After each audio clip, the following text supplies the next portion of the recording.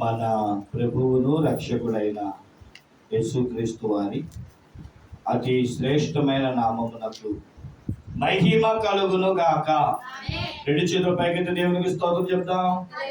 హల్లెలూయా, హల్లెలూయా, హల్లెలూయా. కొద్ది నిమిషాలు దేవుని వాక్యాన్ని ధ్యానం చేద్దాం.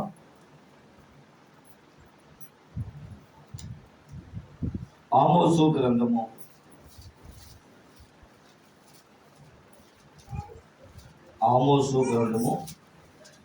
9వ అధ్యాయము. ఆమోసు గ్రంథము 9వ అధ్యాయము 13వ వచనాన్ని చదువుకుందామండి.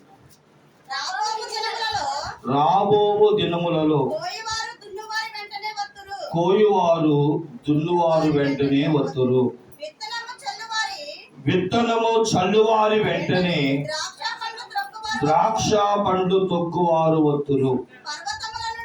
పర్వతముల నుండి మధురమైన ద్రాక్షారసము సేవించుచు కొండలని రసదారులగును. ఇదే యెహోవా వాక్కు. చాలు. చదవబడిన వాక్యాన్ని మనం పరిశీలించిన వారమైతే ప్రవక్త అయిన ఆమోసు ద్వారా దేవుడు మాట్లాడుతున్నాడు. ఆమోసు గ్రంథం 9వ అధ్యాయము 9 అధ్యాయాలు కలిగిన ఈ పుస్తకాన్ని మనం చదువుకుంటున్నాం. ఆమోసు గారు కూడా ప్రవక్తల్లో ఒక చిన్న ప్రవక్తగా పిలువబడుతున్నాడు. చదవబడిన ఆమోసు గ్రంథములో ఇక్కడ దేవుడు ఒక వాగ్దానాన్ని ఇస్తున్నట్లుగా మనం చూస్తున్నాం. ఇది ఒక వాగ్దానం. దేవుడు మనందరికీ వాగ్దానం ఇచ్చేవాడు. ఈ వాగ్దానపు యొక్క మాటలు మనం ఒకసారి ఆగి పరిశీలిస్తే, ఈ ప్రవక్త నోట ఒక పంటను గురించి మాట్లాడుతున్నాడు. ఆ పంట పేరు ద్రాక్ష తోట లేదా ద్రాక్ష పంట. ద్రాక్ష తోట యొక్క పంట యొక్క అభివృద్ధి, ద్రాక్ష తోట యొక్క సారము మనందరికీ చెప్తున్నాడు. ఏమనంటే రాబోతున్న కాలాన్ని గురించి మాట్లాడుతున్నాడు. ఇప్పుడు కాదు, ఇప్పుడు మీకు కంటికి ఏమీ కనబడకపోవచ్చు. చూడండి, ఇప్పుడు ఈ ఎండాకాలంలో ఒకసారి పొలాల వైపు చూస్తే నీరు లేక ఎండిపోయి విరిగిపోయిన నేలలు, పగుళ్ళతో నిండిన నీటి చుక్కల కోసం దప్పికతో కనబడుతున్న నేలలు మనకు కనబడతాయి. ఎండిపోయిన మన బ్రతుకులకి ఆశ కోసం ఏమిటి దుప్పి నీటి వాగుల కొరకు ఆశపడుతున్నట్లు, దేవాని కొరకు ఆశపడుతున్నాను అన్నట్లుగా ఎండి ఏసారిపోయిన అనుభవాల్లో మనం ఉండొచ్చేమో. కానీ ఒక రోజు రాబోతుంది, రాబో దినాల్లో ఏ పంటను చూసైతే, ఏ చేనును చూసైతే అరే ఇది పనికి రాదురా, ఎండిపోయిందిరా, బీడు పాడిపోయిన భూమిరా అని అంటున్నామో, ఆ భూమిలోనంటండి ఒక ద్రాక్ష తోట రాబోతుందంట. ఆ ద్రాక్ష తోట రావడానికి దేవుడు మొదటిగా ఆ పొలాన్నంట దుక్కు తినడం మొదలు పెట్టాడంట. ఆ పంట రావడానికి ఆ పంటను విత్తేవారిని పంపిస్తున్నాడంట. ఆ విత్తిన పంట కొంతకాలానికి కోసేవారిని పంపిస్తున్నాడంట. ఆ పంట కోసిన తరువాత దానిని ద్రాక్ష గానుగుల్లో తొక్కి దాని రసాన్ని రుచి చూసేవారిని నీ ముందుకు పంపిస్తారంట. అప్పుడు ఆ ద్రాక్ష రసం తాగిన మనము ఏమంటాం చెప్పండి? ఆహా ఓహో అంటూ మురిసిపోయి, ఎంత చక్కటి రసము, ఎంత చక్కటి ద్రాక్ష రసము నేను అనుభవించాను అని మీ నోటంటే చెప్పాలి అనుకోవాలంటే ఈరోజు కొంతకాలం బీడు బారిపోయిన అనుభవాల్లో మనం ఉంటాం. ఇవన్నీ చేయాలి అంటే ఒక క్రమం అనేది దేవుడు మనకి ఇక్కడ నేర్పుతున్నాడు. అబ్బాయి, విత్తనం వేయగానే పంట రాదు కాబట్టి ఏమండి ఇది ఇక్కడ వరుస తప్పిన క్రమం కనబడుతుంది. కోయువారు వస్తారు, తర్వాత దున్నువారు వస్తారు, విత్తనం చల్లువారు వస్తారు, ద్రాక్ష పండు స్రవించేవారు వస్తారని. పంట ఏదైనా కొయ్యాలి అంటే దున్నబడాలి. దున్నబడినప్పుడే పంటను మనం చూస్తాం. చూడండి, యెహెజ్కేలు గ్రంథం 36వ అధ్యాయం 9వ వచనం. అక్కడ మరొక మాట పరిశుద్ధాత్మ దేవుడు ప్రధాన యాజకుడైన యెహెజ్కేలు గారితో మాట్లాడుతున్నాడు. నేను మీ పక్షమున ఉన్నాను, నేను మీ తట్టు తిరగగా మీరు దున్నబడి ఏమవుతారంటే విత్తబడుదురు.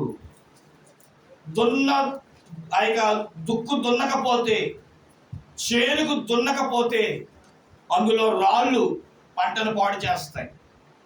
అందులో ఉన్న ఆ బీడుతనం పంటని ఎదగనివ్వదు.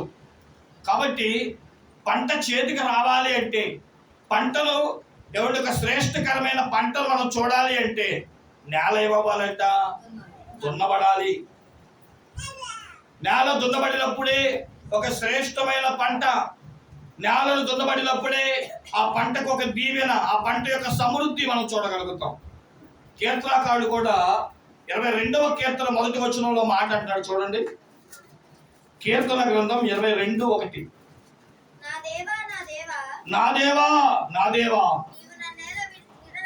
నీవు నన్నేల విడనాడితివి, నన్ను రక్షింపక నా ఆర్తధ్వని వినక నీవేళ దూరముగా ఉన్నావు. నా దేవా పగలు నేను మొరపెట్టుచున్నాను, రాత్రి వేళను నేను మౌనంగా ఉన్నట్లు లేదు. చూడండి ప్రేమ దేవుని బిడ్డలారా, ఈ కీర్తన గ్రంథములో మనము చదువుతూ ఉంటాం. నా వీపును వారు దున్నారు. యేసుక్రీస్తు ప్రభు వారి యొక్క శిలువ కాలములో ఆయన వీపిన దున్ని ఆయన రక్తమును చెవిచూచిన భక్తులుగా ఆ రోజు రోమా ప్రభుత్వం వేసిన ఆకాంక్షలకు మనము ప్రభువుని ఎలాగైతే దున్నామో, యెషయా గ్రంథకర్త కూడా 53వ అధ్యాయము, యెషయా గ్రంథము 53వ అధ్యాయంలో మనం చదువుకుంటే 2వ వచనంలో అంటాడు కదా, లేత మొక్క వలెను ఎండిన భూమిలో మొలిచిన మొక్క వలెను అతడు ఆయన ఎదుట పెరిగెను, అతనికి స్వరూపమైనను సొగసైనను లేదు, మనం అతను చూచి ఆపేక్షించినట్లుగా అతని యందు స్వరూపము లేదు. మీరు 53వ యెషయా గ్రంథం చదువుకుంటే 5వ వచనంలో అంటాడు, మన అతిక్రమము ప్రియులు బట్టి ఆయన గాయపరచబడును, మన దోషమును బట్టి నలగొట్టబడిను, మన సమాధానమైన శిక్ష అతని మీద పడిను, అతని పొందిన దెబ్బల చేత మనకు దున్నబడము అనగా ఆయనను కొరడా దెబ్బతో హింసించారు, రక్తము కాలునంతగా ఆయన వీపును దున్నారు. అందుకే ఆయన పలికిన పాటలో 5వ మాట, నా దేవా నా దేవా నన్నేలా చెయ్యి విడిచితివి, నువ్వు చెయ్యి విడిస్తే నాగలితో నా వీపును దున్నినట్లు దున్నుతారు.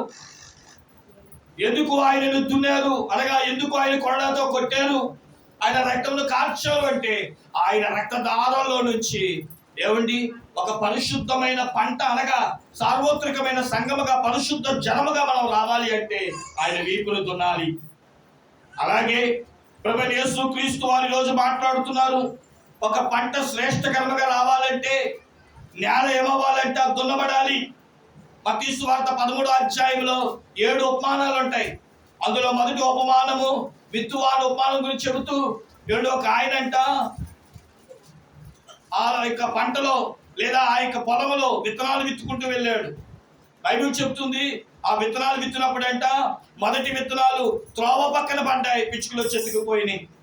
రెండవ విత్తనాలు రాతి నేల పడ్డాయి, నేను కూడా నేల అనిపించుకుంది కానీ దాంట్లో భూసారం లేదు, దాంట్లో మట్టి లేదు, మన్ను లేదు కనుక అది వేరు లోతుగా ఎదగలేక మాడిపోయిందంట. మూడవది ఏమో ముళ్ళ పొదల్లో పడి ఏమండి ముళ్ళ పొదల యొక్క హింసను బట్టి అణిచివేసిన స్వభావాన్ని బట్టి ఎదగలేకపోయింది. కానీ బైబిల్ చెప్తుంది 4వ నేల గురించి మాట్లాడుతూ మంచి నేల. మంచి నేల అంటే అర్థం ఏంటి? ముందుగా పొలంలో నీళ్లు పెట్టారు, ఆ మట్టినంతా మెత్తలు చేయడానికి ఏమండి తమకున్న అవకాశాలు బట్టి ఎడ్లకు నాగలి కట్టు లేదంటే ఒక తాటను పెట్టి బ్లేడ్ తాట అంటారు మనం. నాగలైతే ఒక పొదులు కలిగిన కొనే ఉంటుంది కానీ ఈ తాటలకైతే 5-6 కొనలు పొదులతో ఆ నేలను ఏం చేస్తుంది అంటే పిల్లగిస్తుంది, ఆ మట్టిని అంతా బయటికి ఎవడు తిరగేస్తుంది. ఆ నీటి యొక్క సారం పీల్చుకొని ఏమంటే రాతి స్వభావం కలిగిన నేల మెత్తలు చేయబడుతుంది. అప్పుడు అందులో వేసే ప్రతి విత్తనము లోతైన అనుభవానికి వెళ్ళి 300, 30 గాను, 60 గాను, 100 గాను పంటనిస్తుంది. దేవునికి మహిమ కలుగునుగాక. క్రైస్తవ జనమా, మన ప్రభువారు మనకు మాదిరి. మన ప్రభువారు ఎలాగైతే దున్నబడ్డారో, ఎలాగైతే సార్వత్రిక సంఘాన్ని కట్టగలిగారో మనం చూస్తున్నాం. అలాగే ప్రకృతిలో మనం వేస్తున్న పొలాల్లో కూడా నాగలితోనో ట్రాక్టర్లతోనో దున్ని ఒక మంచి పొలాన్ని ఇస్తున్నారు. అయితే బైబిల్ చెబుతుంది, సార్వత్రిక సంఘంలో మనము కూడా ఒక మంచి పంటను చూడాలన్నా, పంట అనగా అభివృద్ధి, పంట అనగా ఆశీర్వాదం, పంట అనగా దీవెన నీ గృహాల్లో చూడాలి అంటే మనం కూడా ఏ స్వభావంలోనికి రావాలి, ఏ అనుభవంలోనికి రావాలి అంటే దున్నబడిన స్వభావాల్లోనికి రావాలి, మెత్తలు చేయబడిన అనుభవాలలోనికి రావాలి. నిన్ను నాగలి చేత దున్నబడాలి, నాగలి చేత నీవు పెరిగించబడాలి. నీలో ఉన్న సారము, నీలో ఉన్న పాపము. ఒక ఆయన నాతో చెప్తున్నాడు, అయ్యా నాగలి దున్నడానికి గల 2 కారణాలు. ఒక కారణం మట్టి పేళ్లను మెత్తలు చేసి ఎండిపోయిన ఆ నేలను మేము చీల్చి అందులో ఉన్న మట్టిని మెత్తలు చేయడానికి ఒకటైతే, అయ్యా పనికి మాలిన వారు, పోకిరి వారు తమ స్వలాభాల కోసం మందులు తాగి లేదా త్రాగుబోతులు ఆ పొలాల్లోకి ప్రవేశించి అందులో పెంకులు, నానా చెత్త, నానా రాళ్ళు అందులో వేసినప్పుడు ఈ ఎండకి ఎండిపోయి లోతైన అనుభవాలకు వెళ్ళిపోయినప్పుడు రేపు పంట వేసినప్పుడు ఏ పెంకు తగిలితే పంట ఎదగదయ్యా. ఏదైనా చెత్త తగిలితే ఆ పంట చేదు అనుభవాల్లోకి వస్తుందయ్యా. మేము నాగలతో దున్నినప్పుడు నానా చెత్త చెదారం అంతా కూడా ఆ భూమి నుంచి తీసివేయడానికి ఒక ఎత్తు అయితే, రెండవది పెళ్ళగించబడిన భూమిలో అది మెత్తలు చేయబడిన అనుభవంలోకి వచ్చినప్పుడు ఒక మంచి శ్రేష్టకరమైన పంటను మేము చూస్తామయ్యా, అందుకనే మేము దున్నుతామయ్యా అన్నారు. ఏమంటే దున్నడము, ఆ నేలను మనం చూసినప్పుడు ఏమనుకుంటామంటే అయ్యో ఎందుకు దున్నుతున్నాం అనుకుంటాం. కానీ ఆ వ్యవసాయకుని అడిగితే చెప్తాడు, అన్న దున్నడం మంచిది, దున్నితే ఒక శ్రేష్టమైన పంటను చూస్తాం, దున్నితే ఆ పంటలో ఉన్న సారాన్ని బట్టి, ఆ తిరగవేయబడిన మట్టి కణములు బట్టి, మెత్తలు చేయబడిన అనుభవాలను బట్టి ఆ పంట పండింది. అయితే ప్రేమ దేవుని బిడ్డలారా, ఎండలు తీవ్రతగా ఉన్నాయి కనుక ఒక 5-10 నిమిషాల్లో మనము కూడా ఏ రకముగా దున్నబడాలి. అసలు దున్నబడ్డం అంటే ఏంటి? దున్నబడ్డం అంటే ఏంటి? ఆ అనుభవాలు ఎలా ఉంటాయి? ఆ అనుభవాల్లోనికి వస్తే ఎలాంటి అనుభవాలను మనం చూడగలుగుతామో మనం చదువుకున్న వారమైతే ప్రియమైన దేవుని బిడ్డలారా, ఇర్మియా భక్తులు రాస్తున్నాడు చూడండి, 4వ అధ్యాయం 3వ వచనం. ఇర్మియా గ్రంథం 4వ అధ్యాయం 3వ వచనం. యెరూషలేము నివాసులకును యెహోవా ఇలాగు సెలవిచ్చుచున్నాడు, ముళ్ళ పొదలలో విత్తనములు చల్లక బీడు పొలములను దున్నుడి, అవిధేయులై ఉండుట మానుకొని మీ దుష్ట క్రియలను బట్టి ఆర్పివేయలేనంతగా నా ఉగ్రత అగ్ని వలె కాల్చుకుంటున్నట్లు యూదావారులారా, యెరూషలేము నివాసులారా, యెహోవాకు లోబడండి. అంటే నానా చెత్త మీ దేహం అనే పొలములో కూర్చబడింది. నేను విత్తనం వేసినప్పుడు నీ అవిధేయతను బట్టి నువ్వు ఫలించకపోతే, అంటే ఇందులో అభివృద్ధి కనబడకపోతే, ఏమండి పంటకి అభివృద్ధి లేదనుకోండి. మొన్న ఒక ఆయన చెప్తున్నాడు, ఈ తీతల కాలం వచ్చేటప్పటికి ఒక రకమైన చెద, ఒక రకమైన నీచమైన ఒక వైరస్ లాంటిది వ్యాపించినప్పుడంట 2 పనులు చేశారంట. ఒకటి, ఏమండి అక్కడే ఉంటున్న ఈ గొర్రెల కాపర్లకి ఆ పంట అమ్మేశారంట కొంతమంది. ఆ పంటను తిని ఏమండి ఒక లాభం సమకూరిస్తే ఇంకా అలాంటి అవకాశం లేని వాళ్ళంట ఇక చేసేదేమీ లేక ఆ కుప్పనంతా కూడా కోసి ఓ పక్కన పడేసి ఏం చేశారు, అగ్గిపుల్ల గీసేశారంట. ఎందుకని దానివల్ల ఇతరులకు ఇబ్బంది. భూసారం లాగేసుకొని సారవంతం కలిగిన ఈ భూమిని ఏమిటి బీడి భూమిగా మార్చేస్తుంది కనుక చాలా మట్టికి చేసే పని ఏంటో తెలుసా? ఆ చెత్తను మనం ఏం చేయాలి? కాల్చివేయాలి. నీ బీడు భూమిని నువ్వు దున్నకపోతే నీలో నుంచి వచ్చే ప్రతి విధమైన ఆశీర్వాదాలు అనేకులకు దీవెనకరంగా మారుతున్నాయా, అనేకులకు శాపకరంగా మారుతున్నాయా? ఇతరులకు నీవు దీవెనకరంగా మారకపోతే నిన్ను బట్టి దేవునికి కోపం. అప్పుడు ఆయన కళ్ళెర చేసినప్పుడు మన పరిస్థితి ఏంటో ఒకసారి ఆలోచించేయండి.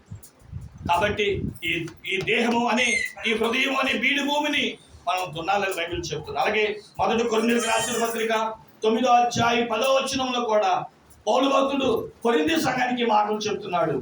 మొదటి కొరింథీ పత్రిక 9:10 కేవలము మన కొరకు దీనిని చెక్కుచున్నాడా? అవును,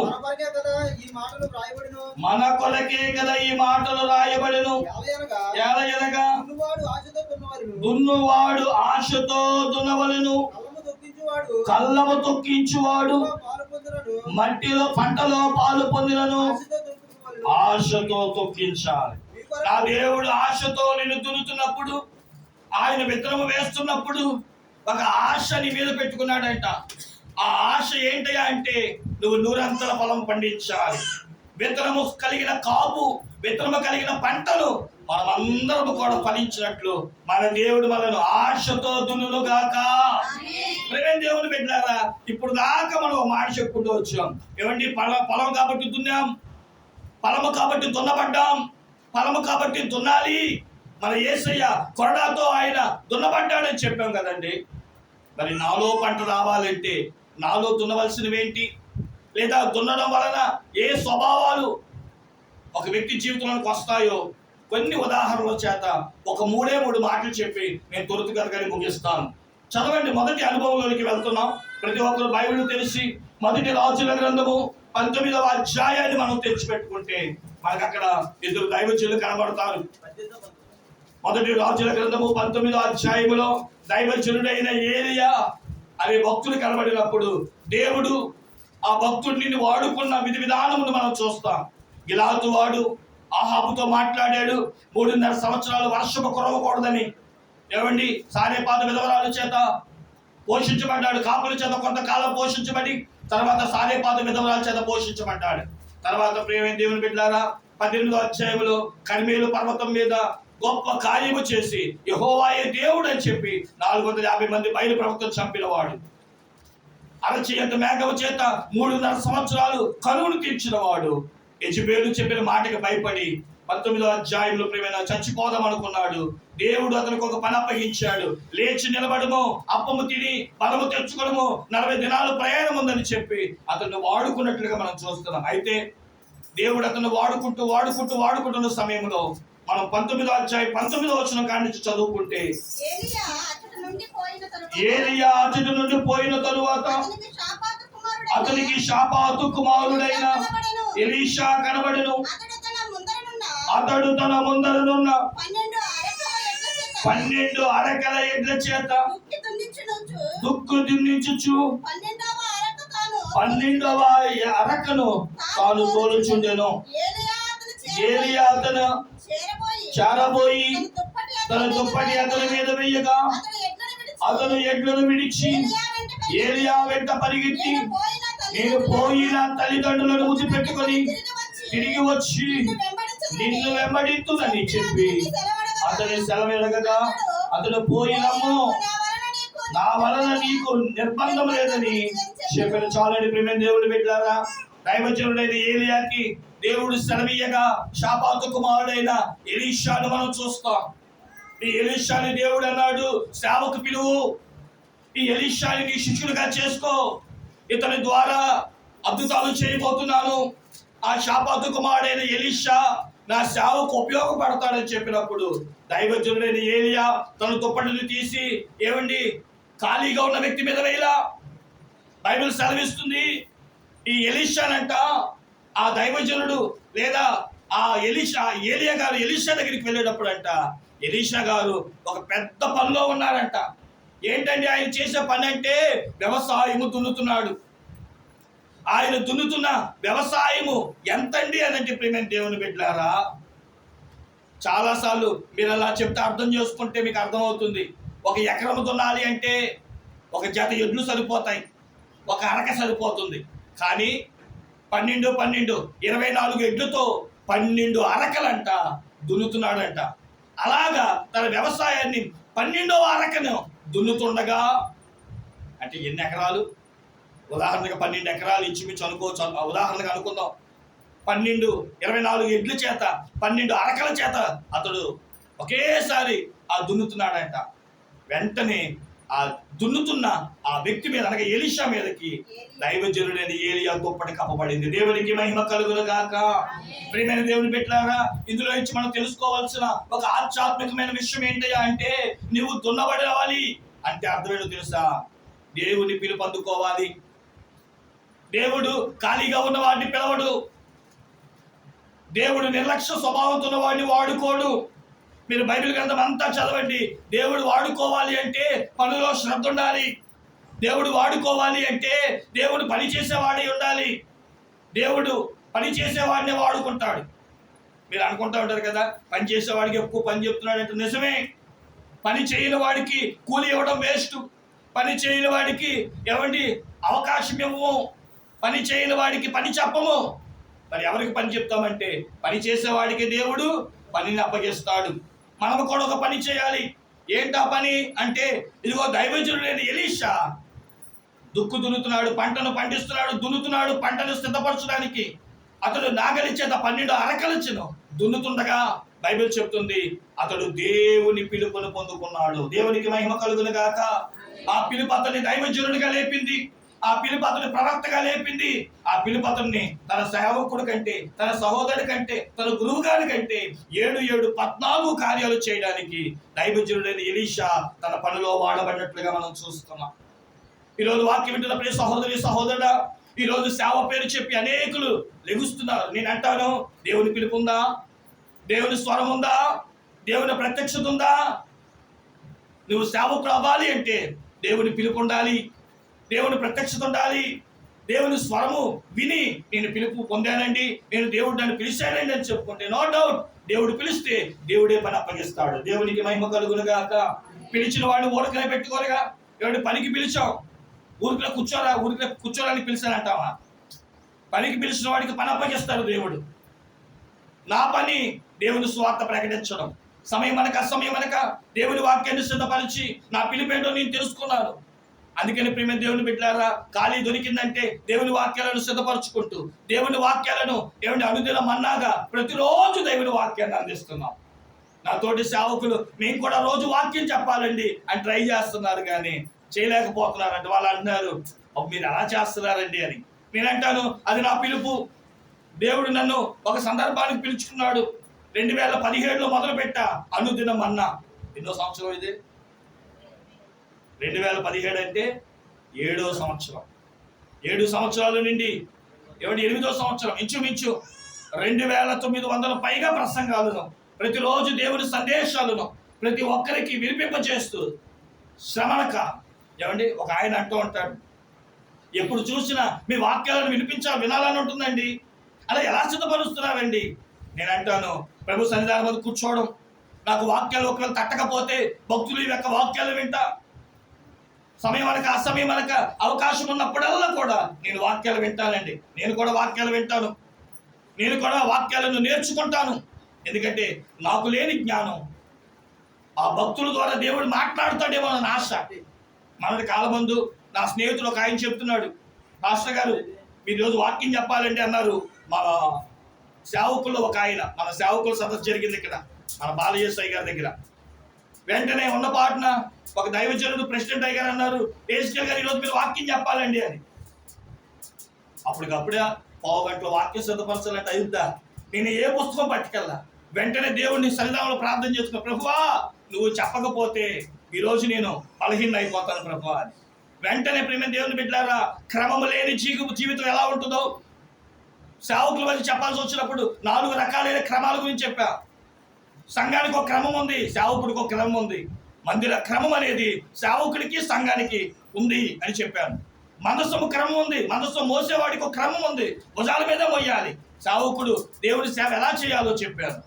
లేవి క్రమం ఉంది, అలాగే అహరోను క్రమం ఉంది, అలాగే మెల్కీషెదెకు క్రమం ఉంది. వీటి గురించి చెప్పినప్పుడు నాకు తెలియదు. ఆ రోజు ఆ పాస్టర్ గారు ఒక కుమారుడు అంటే సేవకు రావాలనుకున్నాడంట. నాకు ఆ మాట కూడా చెప్పలేదు. ఆ వాక్యం అయిపోయిన తర్వాత వాళ్ళ తండ్రి వచ్చి నా చేయి పట్టుకొని అంటున్నాడు, మా అబ్బాయికి ఈరోజు మీరు సరి అయిన వాక్యం అందించారండి అని. ఏ బాబు ఏ అంటే ఆయన అప్పుడు అన్నాడు, ఈరోజు అండి మీకు చెప్పలేదు, కానీ అసలు విషయం ఏంటంటే మా అబ్బాయిని పాదిరి చేద్దామని చెప్పి నేను మిమ్మల్ని అందరినీ పిలిచానండి అభిషేకం కోసం. ఈరోజు మా అబ్బాయికి ఏ వాక్యం అందించాలో దేవుడు మీ ద్వారా మాట్లాడించారన్నారు. దేవునికి స్తోత్రం చెప్పండి. దేవుని బిడ్డలారా, దేవుడు మిమ్మల్ని పిలిస్తే ఏ సమయమున ఏ వాక్యం అందించాలో, ఏ సమయమున ఎలా చెబితే మీరు బలపరచబడతారో మా పని ఏంటో తెలుసా? ప్రతి రోజు దేవుని సన్నిధిలో కూర్చొని వాక్యాలు సిద్ధపరుస్తూ ఉంటాం. ప్రతిరోజు కూర్చొని మీకోసం వాక్యాలు సిద్ధపరుస్తాం. దేవుడు ఏ వాక్యం చెప్పమంటే ఆ రోజు ఆ వాక్యం చెప్తాం. మనుషులు చూసి చెప్పం, సందర్భాలు చూసి చెప్పం. బైబిల్ చెప్తుంది దేవుడే ఆ సమయానికి ఏది అవసరమో, ఆ సందర్భానికి ఏది అవసరమో తన దాసుల నోటు మాట్లాడుకుంటారు. ప్రేమ దేవుని బిడ్డలారా, సంగమా, ఈరోజు దేవుడు మాట్లాడుతున్నాడు. దున్నబడి అనుభవాల్లో ఉన్న ఎలీషా తన పని చేస్తూ దుక్కుతున్నుతూ తన వ్యవసాయం పనిచేస్తూ ఉంటే, బాబు నీవు ఈ వ్యవసాయం కాదు, లోకము అనే వ్యవసాయంలో నువ్వు దున్నాలని పిలిచినట్లు దున్నబడే వ్యక్తుల జీవితంలో దేవుని పిలుపు తెలుసుకుంటారు. అలాగే మరి మన పరిస్థితి ఏంటండి? దానికి కూడా బైబిల్ చెప్తుంది. పేతురు రాసిన పత్రిక 2వ అధ్యాయం 9వ వచనము. పేతురు రాసిన పత్రిక 2వ అధ్యాయం 9వ వచనము. అయితే చీకటిలో నుండి ఆశ్చర్యకరమైన తన వెలుగులోనికి పిలిచిన వారి గుణాతిశయములను ప్రచురము చేయ నిమిత్తము ఏర్పరచబడిన వంశమును, రాజులైన యాజక సమూహమును, పరిశుద్ధ జనమును, దేవుని సొత్తైన ప్రజలమై ఉన్నాము. దేవునికి మహిమ కలుగును గాక. ఇందులో నీవెవరవు? ఆయన గుణాలు చెప్పేవాడువా? ప్రచురము చేయగలిగిన వాడువా? ఏర్పాటు జనమా? యాజక సమూహమా? రాజులైన వాడువా? నువ్వెవరవు? నేను ఇలా చెప్తూ మీకు అర్థమవుతుంది. నువ్వు పాటలు పాడేవాడువా? నీ పిలుపు తెలుసా నీకు? నువ్వు ప్రార్థన చేసేవాడువా? నీ పిలుపు నీకు తెలుసా? నేను వాక్యం బాగా చదువుతానండి అనేవాడువా? నీ పిలుపు నీకు తెలుసా? దేవుడు ప్రతి వాడిని పిలుస్తాడు. నిలబడే సేవకుని కానీ, కూర్చున్న విశ్వాసుని కానీ దేవుడు పిలుస్తాడు. ఎందుకు పిలుస్తాడు? ఊరకనే వచ్చి కూర్చో అమ్మా, ఆదివారం పూట వచ్చి కూర్చుంటే అయ్యగారికి కంటి నిండగా కనబడతామని కాదు. ప్రతి వాడికి దేవుడు పని అప్పగించాడు. రోమిలికి రాసిన పత్రిక 12వ అధ్యాయము మీరు ఇంటికి వెళ్ళాక 5వ వచనం కానించి మీరు చదువుకుంటే ప్రేమ దేవుని బిడ్డలారా, సంఘానికి కృపావరం ఉంది. 9 రకాలైన దీవెనలు ఇచ్చాడు. అయ్యగారు లేకపోతే బోధించే వారం ఒకరికి, క్రమాలు నడిపే క్రమం ఒకరికి, అన్నం వడ్డించే క్రమం ఒకరికి, పెట్టే క్రమం ఒకరికి, ఒక మాట అని పెద్దగా నిలబడే క్రమం ఒకరికి. చదువుతారా మాటలో? రోమిలికి రాసిన పత్రిక 12వ అధ్యాయము. ఒక శరీరములో మనకు అనేక అవయములు ఉండినను ఈ అవయములన్నిటికీ ఒకటే పని ఎలాగూ ఉండదో అలాగే అనేకులైనను మనము క్రీస్తులో ఒక శరీరముగా ఉండి ప్రత్యేకముగా అవయములమై ఉన్నాము. ఓకే, మనకు అనుగ్రహింపబడిన కృప చొప్పున వేవేరు కృప కలిగిన వారమై ఉన్నాము. కనుక ప్రవచన వరమైతే విశ్వాస పరిమాణము చొప్పున ప్రవచిత్తుము, పరిచర్య అయితే పరిచర్యలోను, బోధించువాడైతే బోధించుటలోను, హెచ్చరించిన వారైతే హెచ్చరించుటలోను పని కలిగి ఉందుము.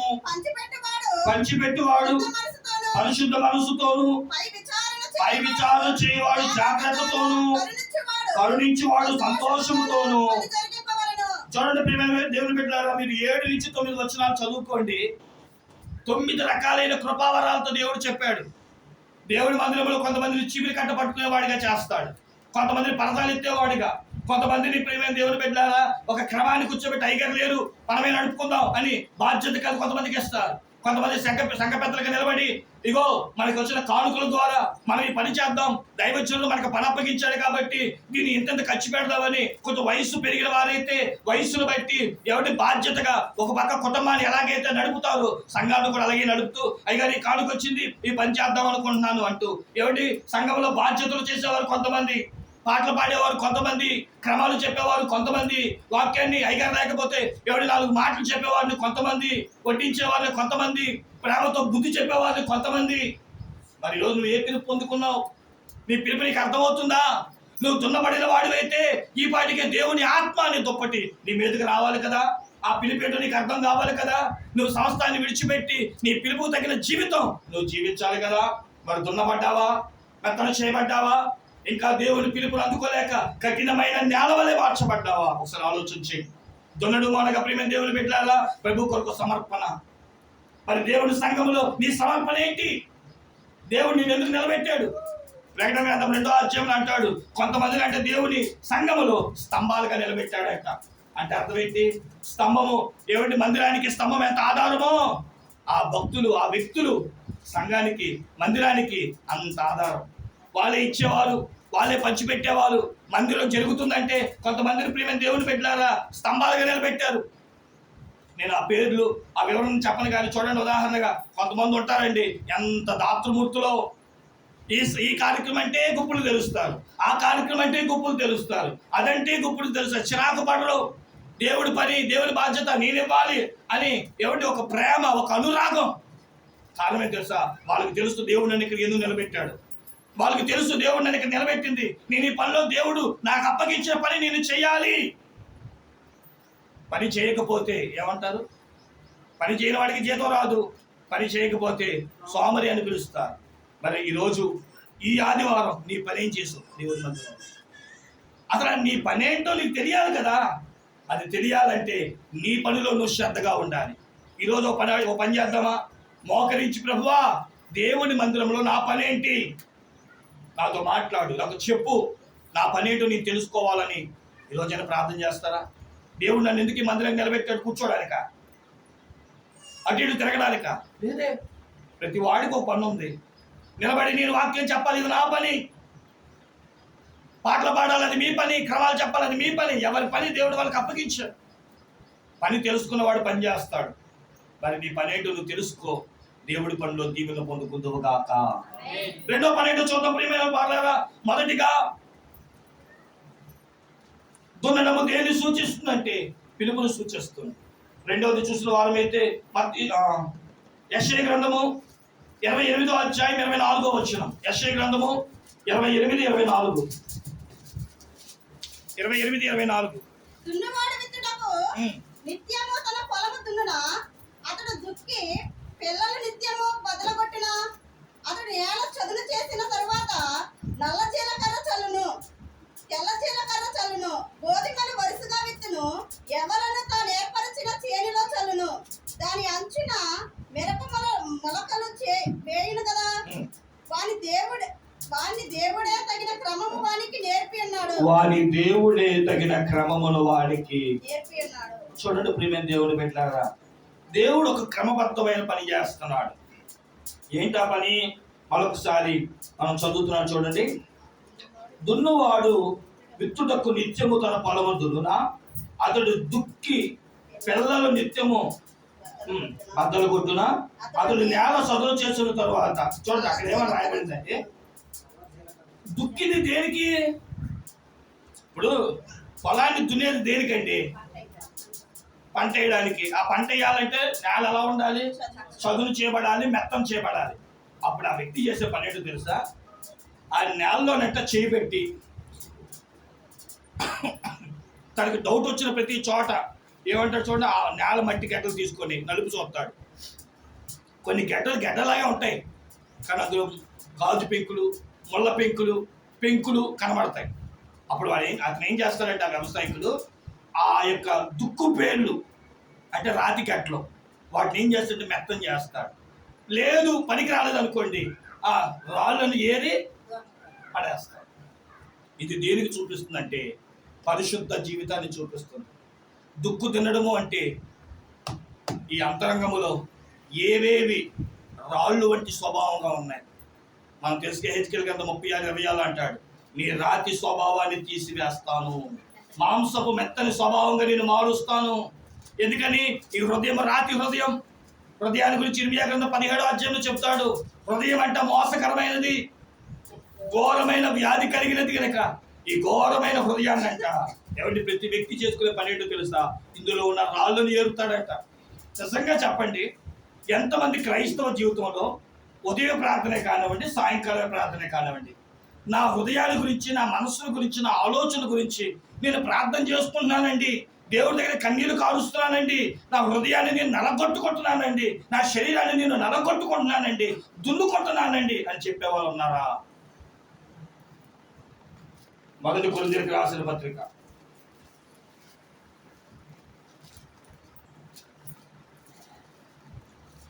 9వ అధ్యాయం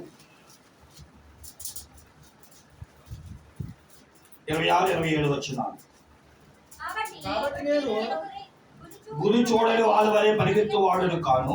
గాలిని కొట్టిన గాలిని కొట్టినట్లు నేను కొట్టాడట్లేదు కానీ ఒకవేళ ఇతరులకు ప్రకటించిన తరువాత నేనే నేనే భ్రష్టుడైపోదునేమో అని నా శరీరమును నలగొట్టి దానిని లోపరుచుకొనుచున్నాను. పౌలు భక్తుడంట వాక్యం చెప్పేసిన తర్వాత ఏదైతే వాక్యం ప్రకటించాడో అది నా జీవితంలో ఉందా లేదా అని చెప్పి అన్వయించుకుంటాడట.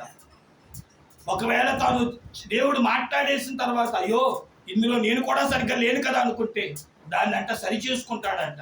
ప్రియమైన దేవుని పెట్టారా, మరి దేవుని వాక్యం దగ్గరికి వచ్చిన మన జీవితంలో కూడా దేవుని వాక్యం దగ్గరికి వచ్చినప్పుడు మన దేహంలో కొన్ని రాళ్ళు, కొన్ని చెత్త, కొన్ని చదారాలు, కొన్ని పనికి మాలినవి రాతి గడ్డల వలె ఉన్నప్పుడు ఉంచుకుంటున్నామా, తెంచుకుంటున్నామా?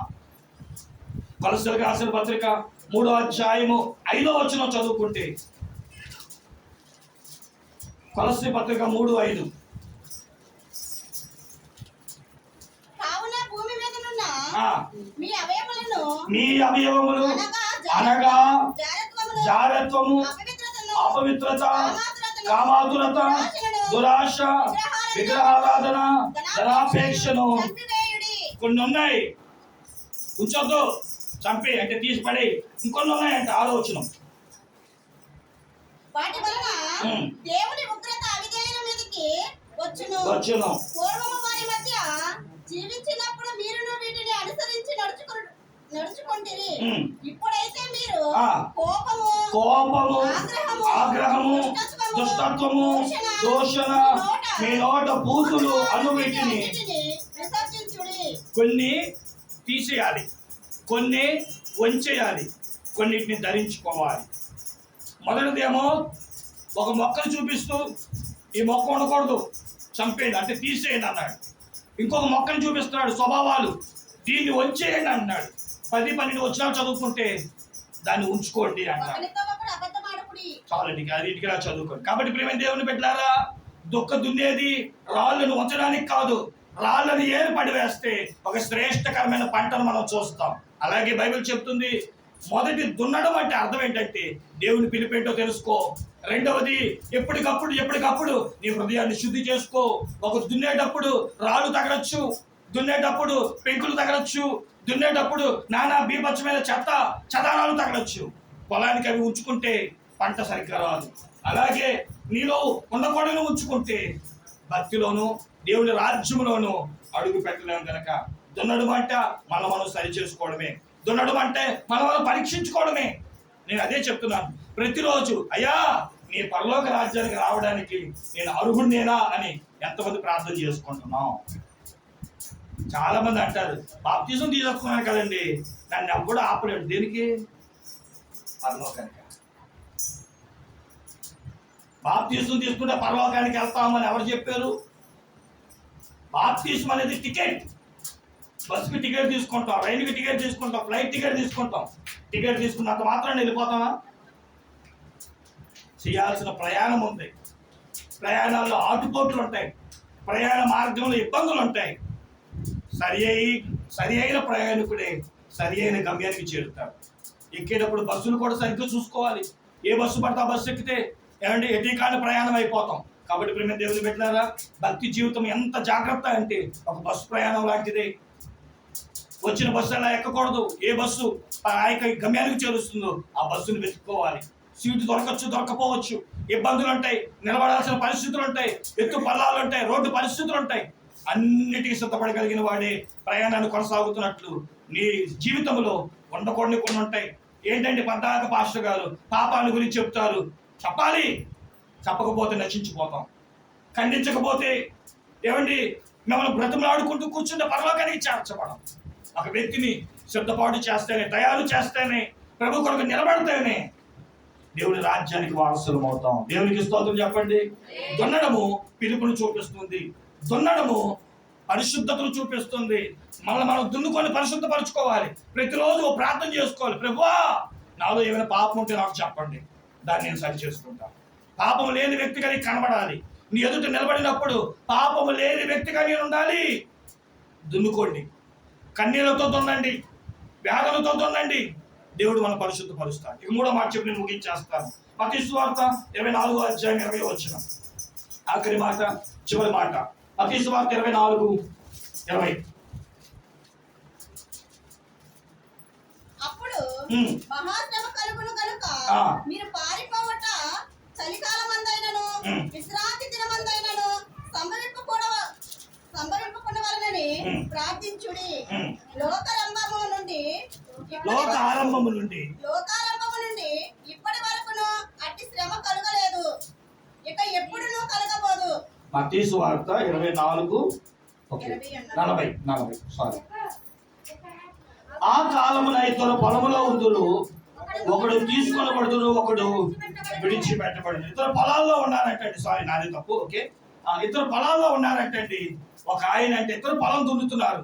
కానీ ఒక వ్యక్తి, ఇందులో నేను పంట వేయాలి, ఇది నా కొరకే, ఇది నా సిద్ధపాటు కొరకే, ఇందులో నా పిల్లల భవిష్యత్తు ఉంది, ఇందులో నా భవిష్యత్తు ఉంది అని ఆలోచనతో ఉంటాడు. అనగా ఇది రాకని చూపిస్తుంది. ఈరోజు చాలా మంది ఇలా అంటున్నా తప్పు కనుక్కోవద్దు. ఇల్లు కొనుక్కోవాలో, ఇల్లు కట్టుకోవాలో, వ్యవసాయం బాగుండాలో, కూతురికి పెళ్లి చేయాలో, కోడలికి కడుపు రావాలో, ఇంకేమున్నాయి, వీటి కోసమే ప్రార్థన చేస్తారు. కానీ భక్తులు, అయ్యా ఈ లోకంలో ఎలాగైనా బతికేస్తాం, కానీ పరలోకంలో నాకు చోటించండి. దేవునికి స్తోత్రం చెప్పండి. పరలోకాన్ని గురించి ఆలోచిస్తాడు. పరలోకాన్ని గురించి, పరలోక రాజ్యం గురించి, అక్కడ నివాసం గురించి, బ్రతికినంత కాలం కాదు, బ్రతికిన తర్వాత ఇచ్చే పరలోక రాజ్యాన్ని కొరకు ఎదురు చూస్తాడు. దున్నడం అంటే అర్థమేంటో తెలుసా? మోకాళ్ళ మీద పడి, ప్రభువా నేను అక్కడికి చేర్చాలి, నేను అక్కడ చేర్చబడేవాడిని. ఈ లోకంలో ఏముంది ప్రభువా, ఏ గుడిసెలో అయినా బతికేస్తాను, ఏ అన్నం తిన్నా బతికేస్తాను, ఏమంటే ఎలా ఉన్నా బతికేస్తాను. కానీ పరలోకానికి చేరాలంటే ఎలా పడితే అలా బతకూడదు. ఒక క్రమం ఉంది. మోకరించి ప్రార్థన చేసేవాడు, కన్నీళ్లతో పాపాలు ఒప్పుకున్నవాడు, పరలోక కొరకు ప్రార్థించేవాడే పరలోకానికి వెళ్తాడు. కూర్చొని సోమరిపోతులాగా ఏమంటే ఏ పని చేయకుండా, దేవుని సంఘంలో మోకరించకుండా ఉండేవాడికి నిత్య నరకము అనగా పాతాళము ఎదురు చూస్తుంది. కాబట్టి ప్రియమైన దేవుని బిడ్డలారా, శ్రమ పడితే దీవెన ఎలా వస్తుందో, కష్టపడేవాడికి దీవెన ఎలా వస్తుందో మనకు తెలుసు. కానీ కష్టపడకుండా ఏమంటే సోమరిపోతులంట. వ్యవసాయం ఎలా ఉంటుందంటే ముళ్ళ కుప్పలతోనూ గచ్చ పొదలతోనూ నిండిపడినట్టు, దేనికి పనికిరాదు. అటు మనుషులకి పనికిరాదు, ఇటు బీడు భూమికి పనికి రాకుండా నాశనం చేసుకుంటారు కొందరు. ఈ పంట పొలమును దేవుని కొరకు సిద్ధపరిచి, అయ్యా ఇది మీరిచ్చిన దేహం, ఇది నీ సొత్తు, దీన్ని నేను పాడు చేసుకోకూడదు, నీ రాజ్యానికి చేర్చాలని ఎంతమంది అయితే భక్తి శ్రద్ధలతో ఈ లోకంలో దేవుని పిలుపుని తెలుసుకుంటూ, ఈ లోకంలో తమ తాము పరిశుద్ధపరచుకుంటూ రాకడ కొరకు ప్రార్థన చేసుకొని ప్రభు కొరకు సిద్ధపడి ఉంటారు, వారు దున్నబడిన పొలం వలె మంచి విత్తనములు వేయబడగానే మంచి పంటనిచ్చి నూరంతల దీవెన పొందుకుంటారు. మన యేసయ్య నీ కొరకు నా కొరకు కలవరి శిలువలో ప్రాణం పెట్టింది. నీవు నేను ఏదో పండామో అనిపించుకున్నట్లు కాదు, కానీ సమృద్ధి అయిన పంట పండి దేవుడిని సంతోషపెట్టదుము గాక, దేవుడి మాటలు దీవించను గాక.